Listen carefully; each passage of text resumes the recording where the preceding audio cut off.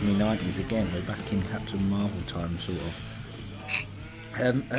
A New Year's Eve party. Actually, no, before I do this bit, that's what I was going to do. So I'm not with it. My coffee's not sunk in yet.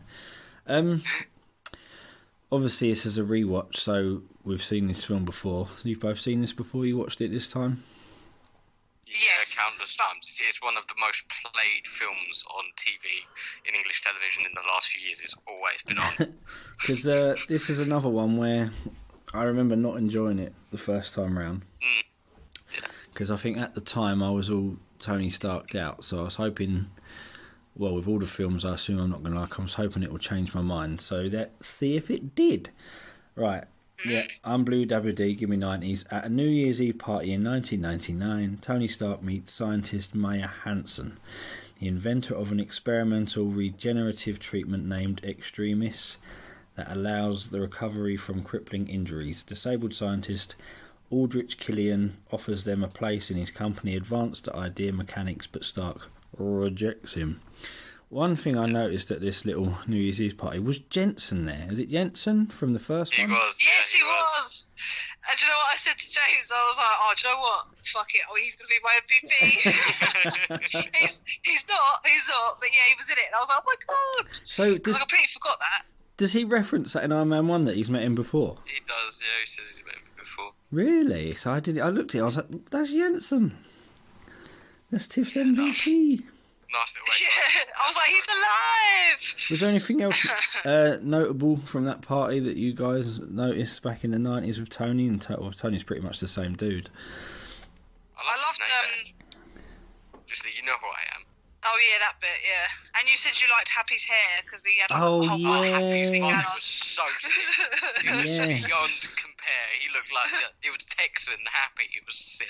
Yeah, 90s Happy I was... was interested straight away. Yeah, 90s Happy was pretty funny, actually. Right, so he leaves him on the roof in the cold like a knob. What was it he says to him in the lift? I'd love to hear your research. He said, don't do it in front of all these people kind of thing. Like, I'm interested. I want to have a look. Meet me on the roof in 5 kind of thing. I did feel bad for him, actually. Yeah, because I believed Tony, because I sort of forgot about the start of the film. I was like, oh, he's actually going to go speak to him, and then he blew him out. Yeah, you kind of forget where he came from, didn't you? Because obviously you've seen that, especially in Iron Man 1 and 2, and now Avengers as well. You kind of forget how big of a dick he was. Yeah. And how like self-centered he was. Yeah, the egocentric and all that. In December 2012, 7 months after the Battle of New York in the Avengers, Stark is suffering from post-traumatic stress disorder and is having frequent panic and anxiety attacks due to his experiences during the alien invasion and subsequent battle. And restless, he has built dozens of new Iron Man suits to cope with his insomnia, creating friction with his girlfriend, Pepper Potts. So this explained all the Iron Man suits, obviously, which is coming later, because I didn't even notice this the first time round. So obviously, when in a wormhole, it's messed him up a bit, and he made loads of Iron Man suits. What was the tension with him and Pepper? Was one of them grabbed her when she was in bed or something, wasn't it? Because he was asleep. Yeah, because he can't. How did that come sleep and all about? that. I think it's because, isn't it like programmed? Maybe I don't know. Maybe it was like thinking that she was like trying to hurt him. Well, so yeah, it was, like, he did defending. say when he came up that I must have caught him in my sleep, kind of thing. So it's the same as the protocols and stuff later on. It's something that's embedded in for like sort of security and safety. And he's like, is this when he injected the things like the microchips or whatever into his arm? Yeah, he put the chips in. Yeah. Yeah. So again, we get another Iron Man film with a sort of evolution of the suit. That's very good all the way throughout this as well. Just watch just seeing how it all changes again. Yeah, it's good. Yeah, and also and how they explain it all as well, don't they? Yeah, it's good that every time you do see Tony, the Iron Man suit evolves. That is pretty cool. We've started to notice as we're going on through the saga. And like I said at the start as well, it definitely feels like we've moved on. Like Pepper's sort of got over, everyone seems to be over the attack of New York, and apart from Tony, obviously. But it does feel like we're in phase 2 now and we're involved. Yeah, it's like it does feel like a new start almost. Yeah. Right. A string of bombings claimed by a terrorist known as the Mandarin has left intelligence That's a good impression, actually. agencies bewildered by a lack of forensic evidence. Stark's security chief, Happy Hogan, is badly injured in one such attack, prompting Stark to boldly issue a televised threat to the Mandarin, revealing his home address in the process. And that seems like a big chunk of the film in like one paragraph. It really does, literally. Like that covers like what feels like about 45 minutes, maybe half an hour. Honestly, there's so many different things. Like you see lots more of Happy. You get to see Aldrich. Obviously, then comes in there and stuff like that. They've missed a lot out in that. So let's try and pick it apart and remember, because this is the bit. Because I watched it in two parts. The first bit's a bit fuzzy to me, so you guys are gonna have to help me out. Yeah.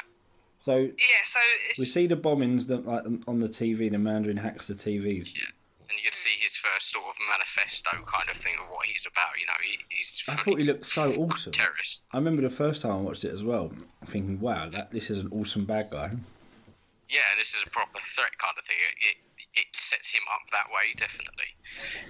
And then what happens between them trying to figure it out? Don't they say they don't want to... They don't... Oh, that's it. Tony speaks to Rhodes, doesn't he? And they say this is not for, like, basically the superheroes. This is for the government. Yeah. Basically, yeah, because he's in the diner, isn't he? Where he's having food with Rhodey, and the kids come up, and then that's when you see the first full-on panic attack, sort of anxiety thing, where he goes, and then he has to run away. Like, what the kid asks him what happened in New York, and everything just gets too much of him, and you see the emotional side of it and the traumatic side of things. Obviously, they're trying to create a sense of realism all the way throughout this, so to have that pins you back, it's really good as well.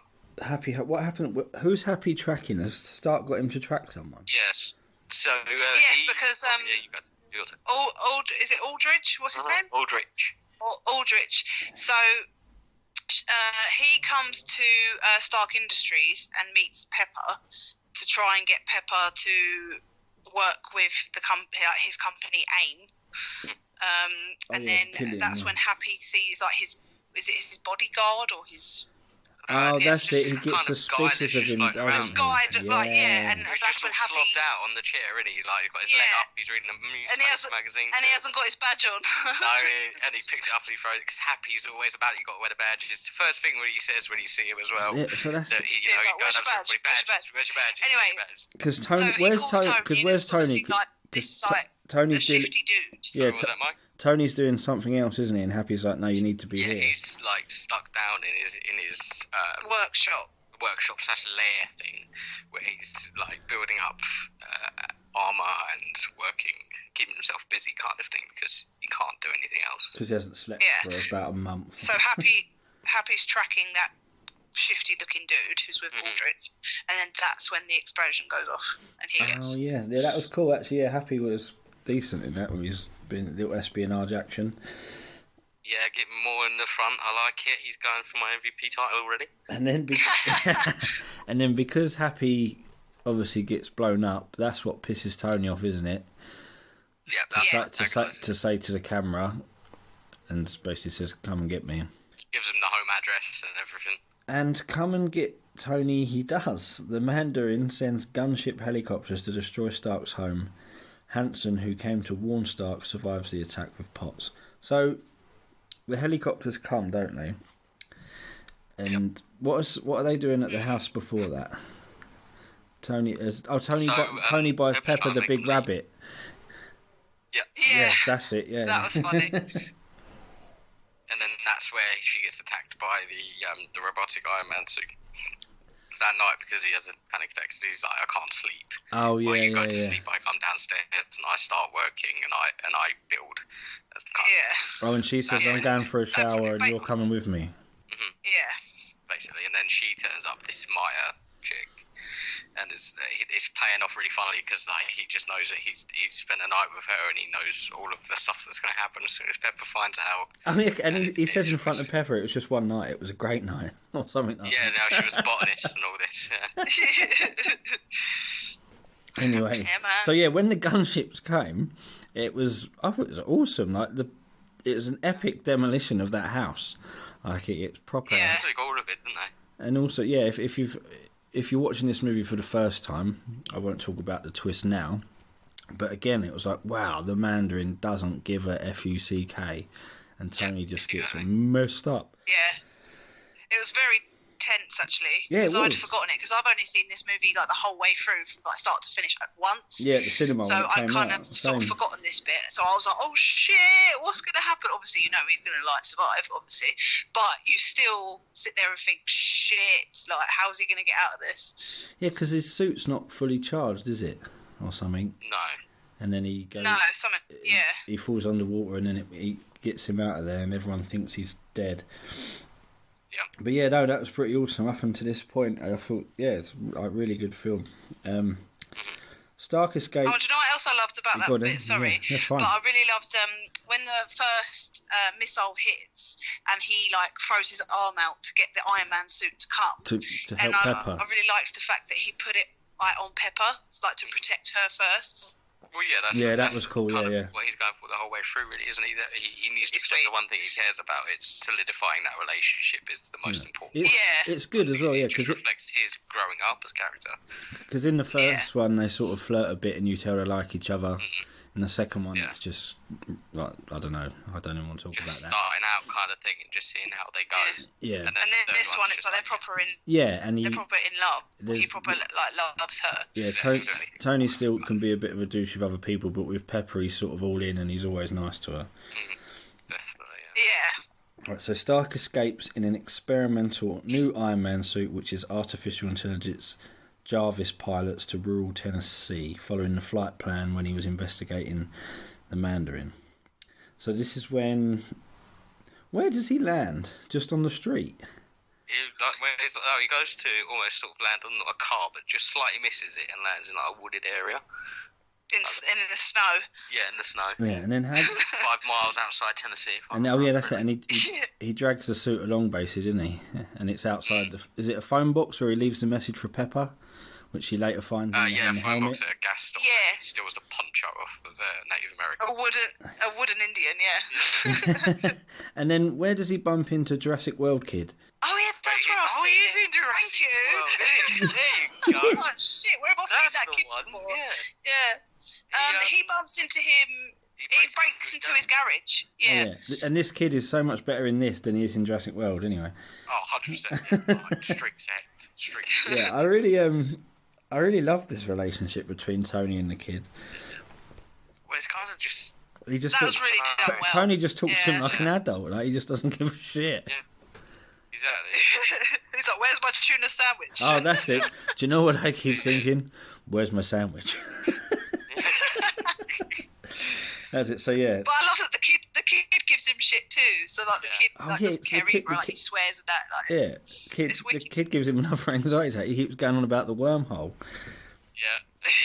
Yeah. So Stark's new armor is not fully functional and lacks sufficient power to return to California, leaving the world to believe him dead. Meets Jurassic World kid. Cool relationship. Stark investigates the remains of a local explosion bearing the hallmarks of a Mandarin attack. He discovers the bombings were triggered by soldiers subjected to extremis whose bodies explosively rejected the treatment. I didn't understand the shadows on the wall. Is that what happens when people get blown up? It depends on the kind of... Or was it a mural? On the actual explosion, and then it's... Well, yeah, because you're going to burn that onto them, I suppose. It physically makes sense. I don't think it's a mural. I think it is from the explosion itself, because it's pure fire kind of thing. Yeah, because it says there's only 5 shadows instead of 6. Yeah. And we're getting a lot of Tony without the suit, and then obviously this is when he has the anxiety attack, and he doesn't give the kid a lift home as well, and he's like, I'm cold. He's like, oh, it's worth a try when Tony moaning about the watch, yeah.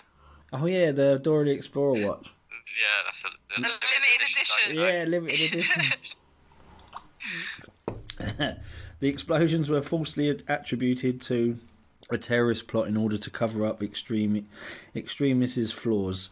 Stark witnesses extremists firsthand when Mandarin agents Brandt and Savin attack him. Stark kills Brandt and incapacitates Savin. So we get Tony without the suit fighting these... Oh, she pretends to be a cop, doesn't she, and tries to arrest him, so he's handcuffed or tied up, but he still manages to get his way out of it. You can see that he's kind of like... You show what Tony Stark can do rather than what Iron Man, because he's been very focused towards that. Yeah, because he actually is a very smart man, and he uses he uses that to escape that situation. Yeah. That was one of the differences as well. Like, but the first time I watched it, I felt like it was.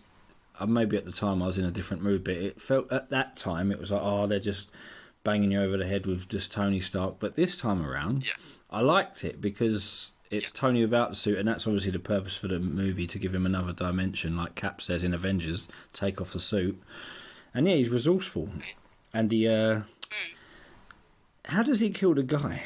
Oh, so he picks up the little boy, doesn't he? And starts going, I'm going to kill the boy or whatever. Oh yeah, remember the thing about the bullies, because he's giving him that little weapon, isn't he? The flash stun grenade thing. And then, so then he flashes that in his face and then runs off. And then how does he do it? He builds a little what he has in the suit onto his hand anyway, and then when that flash goes off, he throws his hand up and flashes him in the face. Oh, yeah, because he's always come prepared or whatever. And then he takes it off because it's burning his hand, isn't it? Yeah. Always cover your ass, yeah. And then the girl beats his ass a bit in the just like a calf or something? And he puts puts the dog tags in the microwave, leaves his gas on, and blows her ass up, which was pretty cool actually. How did you feel about the glowy orangey people, bad guys? The CGI was a little bit naff in places, I felt. When they kind of just looked like I don't know. It looked very strange, didn't it? Like it was just floating about inside them. It looks like they were stuck inside of an amniotic sac of some kind or something, and they were just floating around. Yeah, it was weird. I thought they were cool. Like they were trying to go for. They're cool. They're really cool, and they're cool that they can grow back their limbs and shit. That was really cool. They felt like a threat, but at the same time there was just something a bit generic about them. Maybe because I don't know. Yeah, but it's fine. Meanwhile, Killian resurfaces and kidnaps Potts with assistance from Hanson. So Tony's girlfriend and ex-girlfriend are hanging out. And I couldn't really work out this Hanson. Like, obviously she was going to turn. You could see that a mile off. But I don't know. She didn't feel necessary. She didn't make me feel anything. There wasn't really enough for her, or enough real need for her at the end of the day. Like, it's kind of like when you find out that Indiana Jones doesn't really matter in Raiders of the Lost Ark. It's like, if you take her out of this film, it still happens the exact same way. Yeah, because I suppose but the only thing because it's her idea, isn't it? It's her. And she's involved in that kind. Yeah, he purchased her idea because at the start when we first meet her, she's got that plant and it grows back, doesn't it? And he's obviously turned it to use it as a weapon, basically. But she obviously just needs Tony, which I will get to that bit in a bit later on. But yeah, I don't know. Obviously she's important, but I don't know. She didn't feel that necessary, even though she was. Yeah. If that makes any sense. You couldn't really get invested in her character, to be honest. Well, I didn't anyway. Yeah, American intelligence agencies continue to search for the Mandarin's location, with James Rhodes, the former War Machine, now rebranded as the Iron Patriot, which the kid thinks is cool and Tony thinks sucks. Every adult thinks sucks. Yeah, lured into a trap to steal his Iron Man-like armour. Again, like, Rhodes feels like a non-threatening butt of the joke, like he did in Iron Man 2. Yeah, definitely. They kind of take down, like, especially when you see him versus Terrence Howard. Terrence Howard has kind of got, like, something about him kind of thing, isn't he? Whereas Don Cheadle's just a comic relief. Like, even throws in his British accent there in one point as well. That was fun. Yeah. Does he? Yeah, when he's talking to Ben Kingsley, he just mocks him and does the "all right, mate," like that, and it's funny if you've seen obviously. Because he's at Ocean's 11, isn't he? It's funny. Oh yes, Ocean's 11. Worst British accent ever, by the way. Oh, so he's American in real life? I don't know. Actually, let me check. No, the worst British accent ever. Yeah, Kansas City, Missouri. The worst British accent ever is Dick Van Dyke in Mary Poppins. Oh yeah, he's got a fond place in my heart. But it's so bad though. I can't rag on Dick Van Dyke. He's a legend. I can't do that. No, of course he's a legend, but he's like, his English accent's like weird Australian. Stark traces the Mandarin to Miami and infiltrates his headquarters using improvised weapons. So he's feeding the kids sweets, which look like sherbety sweets, and Jarvis says he doesn't work, so he doesn't believe he's in Miami, but he actually is. So the doing his job. I love that Tony made the improvised weapons as well. He just went to like B&Q. Well, yeah, and like Kid said, he's like, but you're a mechanic.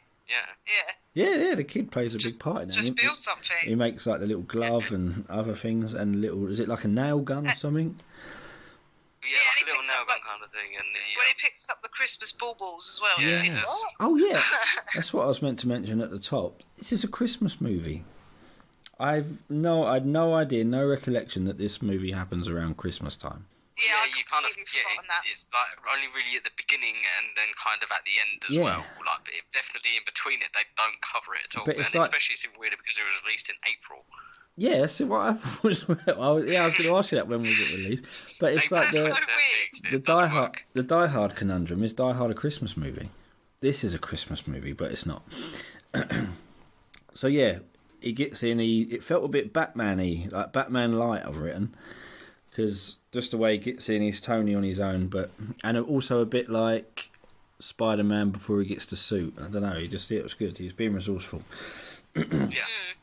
Inside, he discovers the Mandarin is actually an English actor named Trevor Slattery, who is oblivious to the actions carried out in his image. Discuss. So, the first time I watched this movie, way back when, I remember it clearly, it completely took me out of the movie when I first watched it at the cinema, and this is what made me hate it back then. But now going in, knowing this was going to happen, I didn't mind it as much, but he obviously, the actor in this, Trevor, is it Ben Mendelsohn? Ben Kingsley. Ben Kingsley? Who's Ben Mendelsohn? Ben Mendelsohn, I know the name. I'll do the look up while you carry on with your rant. He was so good at playing the Mandarin in this film that I was disappointed that the Mandarin wasn't the real bad guy. And it really bothered me first time around. It still bothered me a little bit, but because I knew it was coming, not as much. So I stayed focused after it carried on. And also by now we already know that Killian is the bad guy anyway, so. But yeah, how did you guys feel about this twist? Because at the time, just to interject, I did know this, but I didn't want to say it. He's Talos. Talos. Oh, there you go. Yeah, he's from. Oh yeah, there you go. In that film, which we all not name. Yeah, no, okay, well, whatever. I agree with you a bit. It's like that twist did annoy me the first time I watched it, but I just love the way he played it, and he's so funny. He's watching Liverpool Chelsea as well. Yeah, because he's like out of his nut, and he's just, and the bit with the prostitutes in the bed. And he's just like, oh, ladies. He's just so funny. He comes out the toilet, and they mention later on in this film, Croydon gets mentioned as well. Yeah, his Hamlet is the toast of Croydon or something. Yeah, wherever that is, and I was like, oh my god, it's down the road. I'll have a local reference. Yes. No, I really like him. I thought it was cool. Yeah, no, he was really good. It's just the twist. It will always stick in my mind the first time I watched this film how much it pissed me off. I mean, I was lucky from that respect because I remember quite vividly. Actually, this came out like right just after I started a new job, and I was trying to concentrate on that and trying to get and learn that. So I didn't go and see it in the cinema. Whatever reason, I don't know if I can be asked one day or if I was busy or whatever. But I remember being told by somebody I worked with of the big twist, and I was like, oh, well, that's already just pissed me off already, and I don't want to watch the film now. So then I didn't watch it until it came out on Sky. So I was maybe like 6 months behind everybody else in watching this film, and I knew the big turn before I'd watched the film. So it was never really that bad for me. I mean, I can see it versus now anyway, with Captain Marvel, especially seeing it in hindsight. Yeah, it would have annoyed me at the time, but yeah, I think it's funny. But I think also at the time, the promotion behind this film had him in all the trailers, and it was like, yes, they're doing the Mandarin, it's going to be awesome. And then it was like, it just annoyed me, but it wasn't as bad this time. I was fine with it and just sort of more appreciated the comedy of it. Yeah. Yeah. And he comes out the toilet, don't go in there for 20 minutes. Yeah. And then with the football's on as well, and he's just they're obviously interrogating him, but he's just he's like, go on, he's like, yeah, have it. It's just so funny. Killian, who was So just to clear something up as well about this twist, does he actually just think he's playing a role? Does he not know people are actually getting blown up? Yeah, he doesn't know that, not originally, until Tony later on. And he still doesn't care. As far as he's aware, he's just playing a character, and getting pissed, really. And he's just a serial bullshitter as well, because the bloke's like, "What did you tell him?" And he's like, "Absolutely nothing." Yeah, exactly. Yeah, but he's obviously it just shows he's kind of like out for number one thing, and Yeah. it sets him off as a very kind of he's not involved in this whole plot, and it does he's just cut him down the middle as he's not the Mandarin. he's just off his nut. And even at the end, when he's getting taken away, all the people, he thinks he's on a red carpet. Yeah, he's lovely. And a bit of attention. Yeah, Killian, who appropriated Hansen's extremist research as a cure for his own disability and expanded the program to include injured war veterans, reveal he's the real Mandarin behind Slattery's cover. I quite liked Killian. I thought it was alright.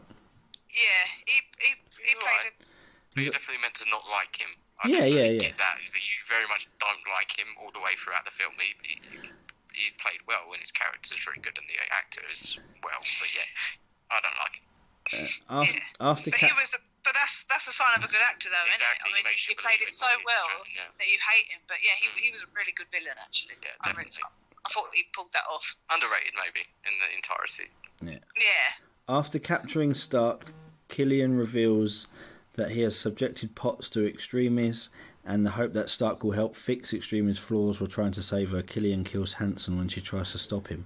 Yeah, so this is the bit when Hansen's all like, "You can't help me," and he's like, "No," which he obviously probably can, but yeah, and then she dies, and I just didn't care. How did he kill her again? That's how much I didn't care. I forgot. He shot her in the stomach. Oh, okay. And even Tony was a bit sad for like a second. Yeah. And then Tony... And she dies very quick as well for someone being shot in the stomach. Yeah, it'd take a while to bleed out, wouldn't it? I felt... Yeah, like that. That's... Yeah. I felt like, even though I'd never invested, didn't care, I felt like she'd had significant screen time, and then she died, and it was kind of, whatever, see you later. Yeah, it was just like, bye. Definitely. Girl, bye. And then Tony's trying to get his suit back, which is funny, when he kept like flicking his hand at those dudes, and he's like, "You're going to be in a pool of blood and fire in a minute." Just constantly and stuff. I felt like, seriously, in a minute you're going to regret it. and again, I kept comparing it, because the first time I watched it, I felt like it was Stark overload, but this time I felt like Tony was a bit more subtle in this movie. He was good. It was weird. Yeah. A bit more reserved, maybe. I thought it was awesome. Stark escapes and reunites with Rhodes, discovering that Killian intends to attack President Ellis aboard Air Force One using the Iron Patriot armor controlled by Tharvin. Iron Patriot on the plane was actually pretty cool. I really liked it. But obviously it wasn't even Rhodes, so Iron Patriot gets a moment and Rhodes is not even in the suit. So Stark... Alright, my bad. Spoilers! Stark neutralises Savin and saves the passengers and crew, but cannot stop Killian from abducting Ellis and destroying Air Force One. Yeah, the awesome skydive. What are the monkeys called that it refers to? The Barrel of Monkeys. Barrel of Monkeys. Barrel of That's Monkeys. it. Yeah, that's it. Toy Story. The ones 3. that are in Toy Story. Toy Story 3. Yeah. I think so. Yeah. Awesome skydive with the suit, saving everyone. Actually thought it was Tony. When the truck hit the suit, I was like, "Oh, did Tony get knocked out of the suit?" And I was like, "Oh, it's remote control." Yeah. Which I forgot that as well. Yeah, it disappointed me a bit, because I was like, it'd be so much better if Tony was actually up there, but obviously he's been playing around with his suits, which is what they're trying to establish. Yeah, he's got to show off his new toy, isn't he? Yeah, that's fine. They trace Killian to an impounded, damaged oil tanker where Killian intends to kill Ellis on live television. This was... What year did this come out? 2012, 2013? 2013. Which, is that with the BP oil spill in Mexico? No, that was 2010, because I was in Florida at the time. Yeah. I'm sure it was. Yeah, it was, but it definitely felt like it was a big thing in the Obama administration, wasn't it? Because an American president strapped over an oil drum by terrorists felt very fucking on the nose. Yeah, it really is. But then when you realise it's actually 3 years later as well. Oh, yeah, there must have... I'm not that politically aware, especially on American stuff, but yeah, it just felt like, okay, president, oil, terrorists, this is trying to send... Yeah, and obviously this is sure sending some... companies got away with it and stuff like that. It's made up thing a whole... It was some sort of message, definitely. Yeah. It wasn't very subtle with it, was it? No, absolutely not. The Vice President would become a puppet leader following Killian's orders in exchange for extremists to cure his young daughter's disability.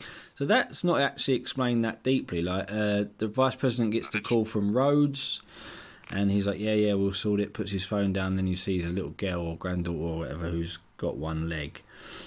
But I don't know, was that meant to be a big twist? Like, the Vice President's in on it? I was like, it's just his motivation kind of thing, really. I suppose it's just and it's an explanation about how he sort of got away with it, really, because he's got someone on the inside. Yeah, I suppose it's got the Vice President.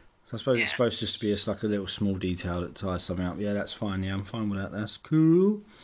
On the platform, Stark works to save Potts as Rhodes goes after the President.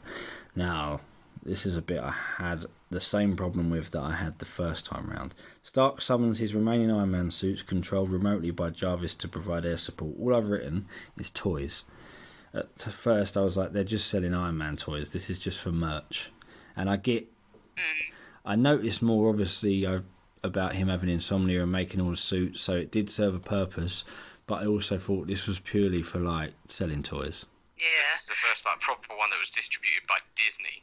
If I remember was rightly. it? This is the first one that they actually mentioned Disney owned it, because at the very end, doesn't it say owned and distributed by Walt Disney Company or something? Because it was released under Paramount, but by Disney or something like that, I think I read. Yeah, I felt a bit better about it second time, because I remember first time round. First time round, I just obviously had some sort of like issue with. I thought we were getting bashed over the head with Tony Stark.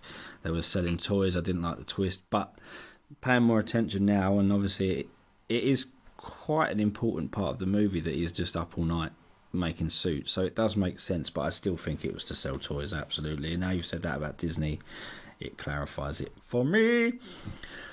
But it's still a decent battle with the suits. I liked it. It was good. But yeah, it's good. It looks good, doesn't it? Yeah, I agree, and it was really cool. Like, it was just like, oh yeah, like here they come. Yeah. But I remember that. But the first time I watched it, I felt the same. Well, not so much the toys thing, but I did feel like it was cheesy. Mm-hmm. But I think that's like you say, like it did feel like it was a Tony overload back then when it originally came out. But no, I've definitely changed my mind on that. No, I think Tony's fine. It's just but definitely second time round. Also watching Iron Man 2 so recently as well, where I think they did Tony badly, and then we've just watched Avengers and this. I think Tony's actually, if anything, toned down a bit in this one, which works because his predicament without his suit. But that's again, we went from no suit to 15 suits or whatever it was. Rhodes secures the President and takes him to safety. Whey! Finally, Rhodes does something heroic. Exactly, and he just fucks off and gets out the way, really. Yeah, that's how I felt. I was like, yeah, bye now. But he saves the President of the United States, and he's a military man, so considering he's just a joke, I think that's pretty cool. So yeah, finally, Rhodes gets his moment. Yeah, Rhodes gets a moment. He's slight redemption. Right, so while Stark discovers Potts has survived the extremist procedure, before he can save her, a rig collapses around them and she falls off the platform below, causing Stark to believe she's dead. She should have died. It made sense to me.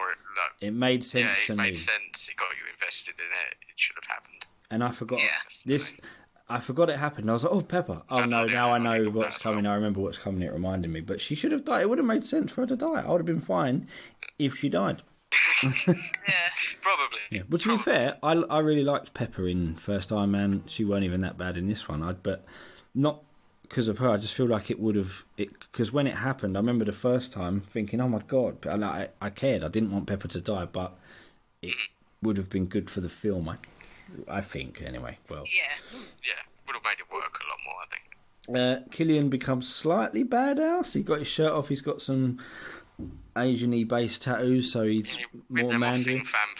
So this is a question for you, James Rodriguez. Is he actually meant to be the Mandarin? Will they do the Mandarin properly, or that's my assumption was the tattoos was to make him sort of Mandarin-ish. Well, that's the thing. The tattoos aren't Mandarin either. The tattoos are Fing Fan Foom.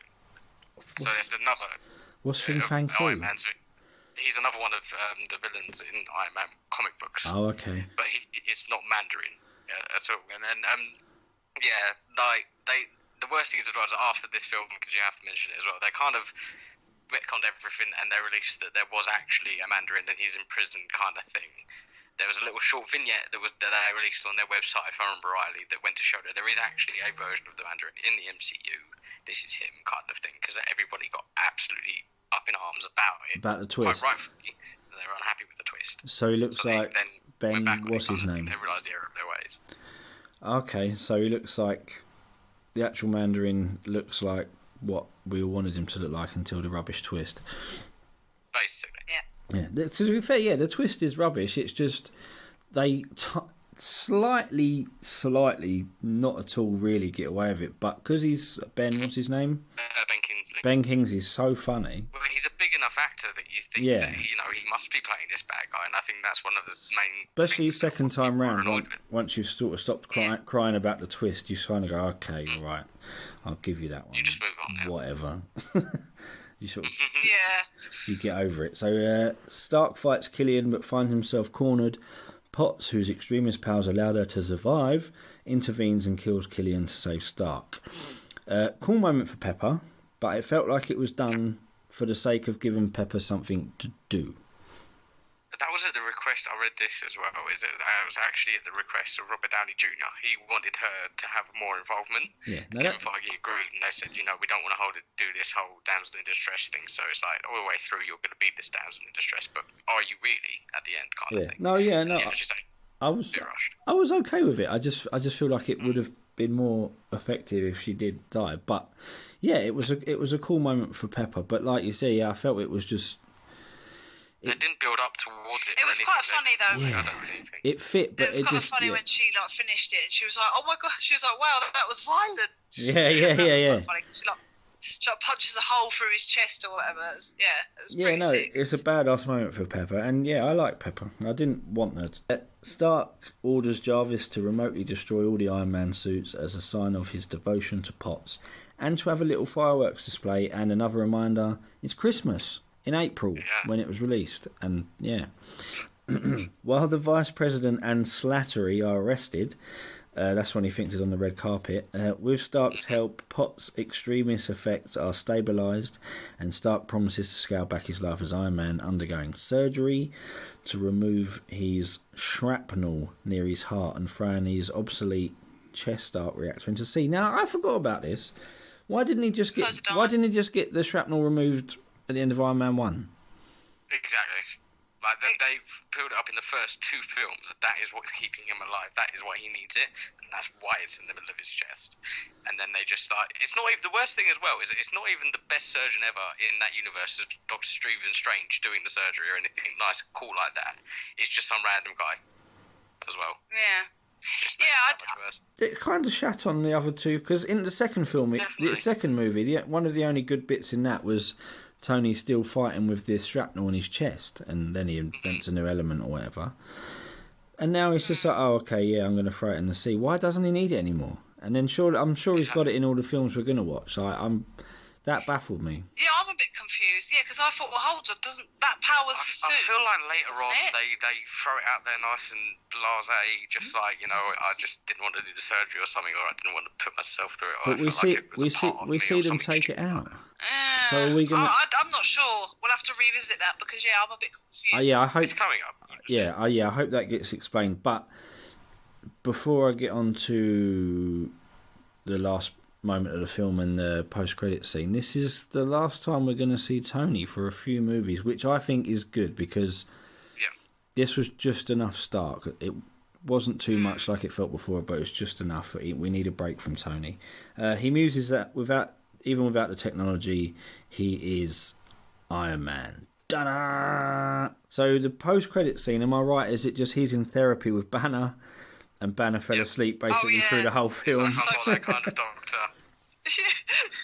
I don't have the what is it? The patience? No, temperament. He doesn't have the temperament. Yeah. The temperament. I don't have the temperament. But because they don't mention him as Hulk or Banner, and he's only in it for like 30 seconds. He's obviously allowed to be in this movie. He just wasn't allowed standalone movies, was he?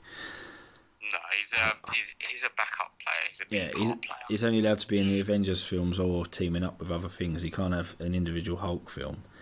Yeah, that's the biggest thing I think about the MCU. Well, because technically he's strong enough for it, I don't think. Yeah, and plus because the Ed Norton one, so that is sort of, I think as an audience we're just sort of meant to think, Mark Ruffalo was, that was his origin movie, even though it wasn't him. That makes sense. And Betty Ross has just disappeared off the face of the earth. Yeah, exactly. So yeah, Phase 2 has begun, and so yeah, it wasn't even a teaser, the post-credit scene. It was just a little bit of comic relief. It's the first film, just a little funny moment. Set up a future moment either. Yeah, I suppose because also we're about to go on a run of similar characters, and we've had Tony and Cap and Thor and everyone, so it was nice just to it was fine. I was happy with that. Right, so let's get into MVPs. And let's go. So Tiff, MVP review popcorns. I'm going to let you guys go first because I ain't got a clue. Sweet. Right, okay. My MVP is, drum roll please, Tony Iron Man! Woo! The main man himself. Right, and the reason for this is because I just really liked Tony in this movie. Like you said, when the first time I watched it, I was the same as you, Mike, that I felt like Iron Man was just Iron Man overload. But this time round, he did seem more subtle, and it felt more like the Tony from the first Iron Man movie that we all fell in love with. So I just thought he was really cool. I loved the way that you see his vulnerable side, and the way that he did have PTSD and the anxiety attacks. I think they were really well done. And the way he portrays the fear that he's suffering, following what happened in Avengers in New York and that. So I think that tied together really nicely, and I think he played it really well.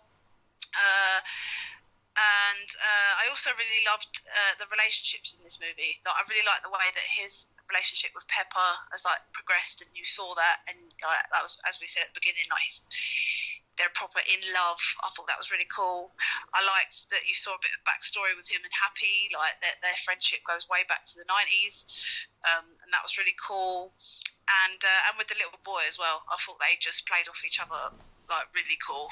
So yeah, and even though it is a bit cheesy and it probably was done for the merchandise, I did think it was fucking awesome when 42 Iron Man suits showed up and saved the day. Yeah. So yeah, Tony is my MVP. And review, I really liked it. I'd forgotten a lot of what happened in it because I've only seen it once. I thought it was a good end to the trilogy. I liked the story. I felt myself getting lost in it. It was funny. It's just so much better than Iron Man 2. So I'm going to give it. So how many? 7 popcorns. 7 popcorns, which is good. Okay, on to you, Happy Hogan, James. MVP. Well, MVP first, yeah? Yeah. I don't know. I'm sorry looking at the cast, and I don't think there's one single standout. I mean, there's lots of little moments where different parts of the film, different characters grab the screen and grab the attention for me. As you say, RDJ and Tony Stark just kind of take a backseat and he's more reserved with it. I definitely agree with your point on that, is that he's not quite much. Yeah. And I think that's meant to signify the growth more than anything else. He's always good kind of thing, so it's kind of hard to put him as the best at the same time because it's such a solid performance where you just kind of expect it now. Where you're 3 films into this and you expect RDJ to put in this amount of performance and Tony Stark to be that high. I liked Don Cheadle in various scenes. I liked the kids, Ty Simpkins in various things, Harley. You've got to pick one. I don't know. I'm kind of stuck because Happy Hogan, Mullet Happy, was so good, and I love that. No. It just made me smile so much. But then also Jarvis was heavily involved through this all the way through, and while it was only his voice, that's a fair he was a character within his own right as Well, well. I was sorry to cut you off. I forgot to mention this when we was talking about it. Obviously, Jarvis becomes Vision later on, but Jarvis is controlling all those suits. So we see, exactly, yeah. Sorry, carry on. My bad. So, yeah, well, because of obviously Iron Man 1 and because of the reaction that happened and that got from Mike, I kind of want to go Happy Hogan as well. But just for that, it's not worth it. But I think I liked Jarvis. I liked him when he was on the screen. I liked just the fact that he was his voice and the way it played off, the way his relationship with Tony was as well. Yeah, I'm going to pump for Jarvis. Yeah, that's cool. I like that. Yeah, sweet. Sweet. Yeah, don't get political with your MVPs trying to piss me off. I don't. Yeah, you can have who you want. You legit can, but don't use me as like the conduit for your MVP. Otherwise, I'd give it to Carol Danvers in every film. You know what I mean? Yeah, no, but that's fair. If you want to do that, that's fine. We can make that a little joke. But yeah, it's just a struggle to pick the best one out of the bad bunch, really, more than anything else. No, I agree. Really stands out for me. I'm still struggling. I didn't even think of Jarvis. But anyway, little review and again, in popcorn. Aldrich Killian's very good, and Guy Pearce plays that role very, very well as well. So he was always in with the shout for me as well, because as you say, you walked out of the film not liking him, and I still don't like him. Even 6 years later. It was a good threatening bad guy. So yeah, little review and popcorn rating. Yeah, I mean, it was a good, solid film. It's definitely different to the other two Iron Man films, definitely, and it definitely is shades different in the fact of the way it's shot. It's brighter. There's not so much kind of realism as much portrayed into it. Maybe a bit more CG thrown in at times and stuff like that, and it kind of takes away from the realism that I fell in love with originally in the Iron Man 1 film and somewhat in Iron Man 2, the way it looks and stuff like that. It's definitely a different film. The big twist is disappointing and annoying more than anything else to core fans who have always liked Iron Man and know what the Mandarin is and know how big of a force he is. It's kind of the twist more than anything else, kind of like a slap in the face, and it kind of detracts away 100%. From the film. It's good, and I did like it. And as you say, I liked RDJ. I thought his performance was brilliant in it as well. Aldrich Killian's very, very good. He makes you not like him. Don Cheadle's good in parts, and the relationship and the way that he works off of Harley the kid as well is really good. As you say, as Tiff said, the relationships on it kind of make the film what it is, because the storyline isn't that strong really, and it's weak. It's definitely weaker in some parts as well. So I mean, I'm just going to pump for my rating, and I'm going to pump for it for. I'm going to go 4.5. It's halfway between a man and an okay film. You know, you don't really miss out from not seeing it. It's good to fill in the story. But overall, it's not a film that makes me... It doesn't make me want to watch it. It doesn't. No, do you know what it is? Do you know what it is?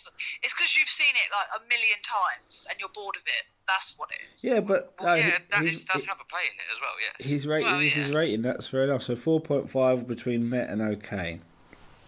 Cool. Right. No, that's fair enough. MVP, I'm a bit with James on this, and I felt the same. The reason I didn't give it to Tony in Avengers was because you kind of expect it from Tony Stark and Iron Man, but also in Avengers he was surrounded by other really good performances from characters and whatever, and I ended up giving it to Romanov. But in this, I kind of have to give it to Tony. I can't not give it to him because he's Tony Stark, but no one else stood out for me. The Jarvis one from you is a great shout. I didn't even think of that. But yeah, for me as well, it has to be Tony. It's his movies in every scene. Like, if the kid was in it more, he might have got it. Jurassic World boy. So yeah, MVP, Tony Stark, Iron Man. It was good to see him about the suit. And also, I keep saying this, but it changed my mind so much from the first time I watched it. So yeah, Tony Stark, Iron Man, MVP. Me too. Loved review, it. Really enjoyed it. I just can't get away from the twist, because I remember the trailer coming out and the Mandarin, and as good as Loki has been and stuff, we've watched Thor and the Avengers. This, check out my English, a really bad villain. And I remember going into this film thinking we're finally getting it.